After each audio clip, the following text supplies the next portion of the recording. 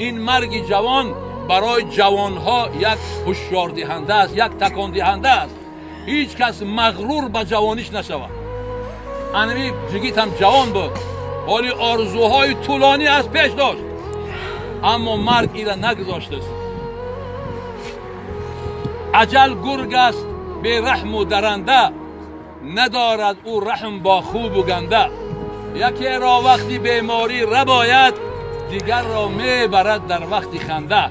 اگر مرگ رحم میداشت به این رحم میکرد، به تفلکی رحم میکرد، به گردن کجی رحم میکرد. اما مرگ مخلوقی هست که به یگان کس رحم ندارد. اجل پروای پیغمبر ندارد، اجل پروای سیم و زر ندارد. عجب رسمی است رسمی آدمیزاد، که جانش میرود باور ندارد. ما و شما این را تیخا کرده ایستیم، ولی در دل ای جبریم این تکنیم او تکنیم، این در رسی هم مرده است، ولی ما نمیبریم. یک تمام آمادگی مردن نداریم. حضرت عمر که امیر المومنین مسلمان ها بود، وقتی که تابوت هم می آوردن میموندن زار زار میگریست. صحابه ها میگفتن ای امیر المومنین برای چی میگری؟ گفت روز جنازه عمر اینجا میگذارن، عمر هم از قید حیات برفت. لیکن ما و شما هم این روز و فردا خوتی لایموتی اون ملک الموت میشه. کل نفس ذائقه الموت. الله بزرگ میگه چی جنبنده ای که در روی زمین می جنبه، اون چشنده مرگ است، مرگ میچشه. این شه بچه جان به جانان داد، جون خلاص کرد. لیکن وای بر حال ما و شما که چخیل میبریم، ولی مردن ای پیش ای یک پاهک رگ میکشه، نمیدونی ای جوغای خواه چخیل بخیزی. که حضرت عزرائیل از قلب ای تمام رگ ها جون میکشه. حضرت علی گفت که همون مرگی که با یک پوف جان میبرایه، اذیت دردش ای زخم 600 شمشیر بدتر و بالاتره. او قدر اذیت داره. برای همین سکرات الموت میگن سختی های مرگ. انا ای جگید بچه را دعا میکنیم پروردگار رحمت و مغفرت کنه و بستگانشه علال خصوص من خداوند صبری جمیل بتیه. والله امشب وقتی که مادرش اکمو خبر کرد که فرزندت ای قید حیات گذشت، دیلم دم کرد، گفتم میکفه میبرویه. آفرین بر اون مادرهایی که اینها را پیستان میتین، غرجی و غجدی میشوند، با مره 18 میرسونند، قید حیات میروند، نمیبرند. صد آفرین. این قدر مصیبتی سخته برادرها.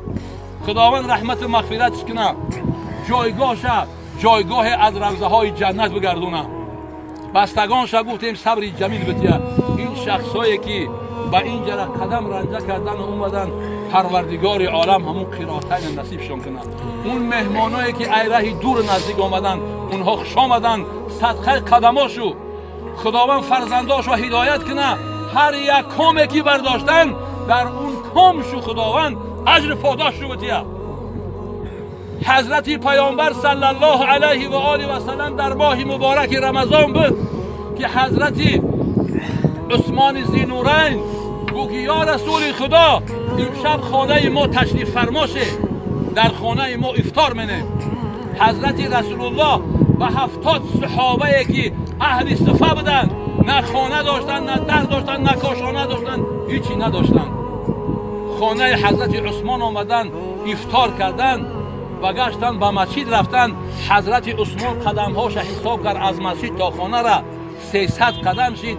در هر یک قدمش یک غلام آزاد کرد که یک غلام قدر قیمتش برابر یک گاوی بزرگ است.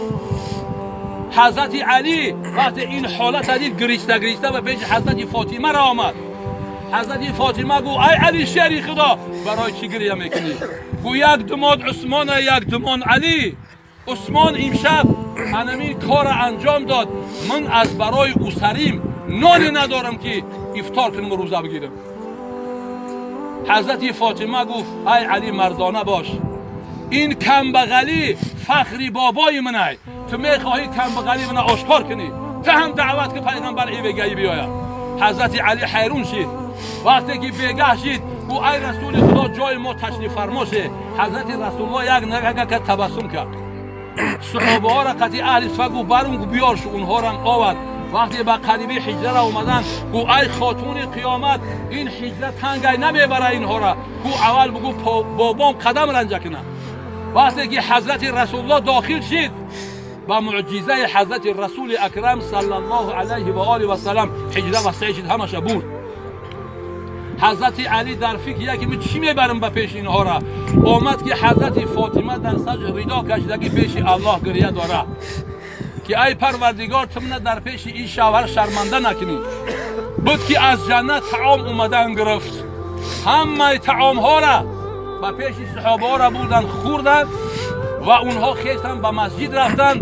حضرت جبرائیل به نزد حضرت رسول اکرم صلی الله علیه و آله و سلم آمد گو که در هر یک قدم تو عثمان یک غلام آزاد کرد. ما در هر یک قدمی که تو ای خونه علی تا اینجا را برداشتی 70,000 امتی ای ترا ای آتش جهنم نجات میدی. این مرتبه پیغمبر ما بود، مرتبه صحابه ها بود، مرتبه فقیری بود. این جوان به خاطر نفقه رفتاد فقیر بود، شهید شده است.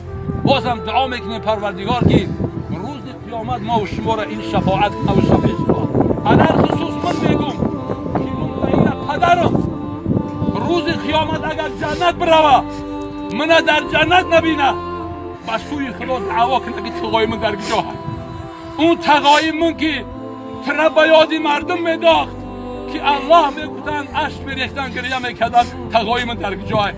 من ایم خدر خواهش دارم. با آخر دعوانا